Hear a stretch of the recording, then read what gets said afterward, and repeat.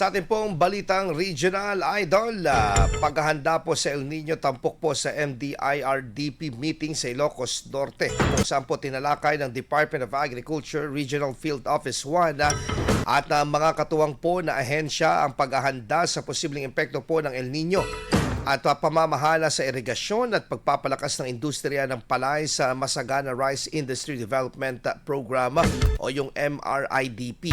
Ito po ay convergence meeting at mid-year rice assessment na ginanap noong Hulyo 9 hanggang 10 sa Maypaway, Ilocos Norte. Iniulat ng National Irrigation Administration na target nitong madiligan ng nasa 20,775.26 na hektarya ng mga palayan ngayong wet cropping season ng taong 2026. Subalit hanggang Hunyo 30 ay may 9,982.84 hektarya lamang ang nadidiligan pa lang.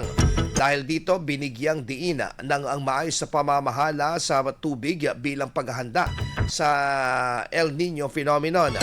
Inanunsyo rin ng National Food Authority or NFA na nakabili na ito ng nasa 36,054 na sako ng palay na sa unang 6 na buwan ng taong 2026 kung saan 21,512 na sako ay mula naman sa magsasaka po ng Ilocos Norte.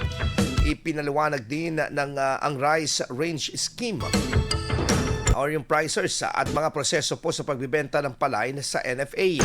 Sa open forum, hiniling po ang mga agricultural extension workers ang mga mahigpit na koordinasyon ng DA at NIA sa pamamagitan po ng binhi at schedule ng irigasyon upang maiwasan ang pagkaantala ng pagtatanim at mapanatili ang produksyon ng palay sa lalawigan.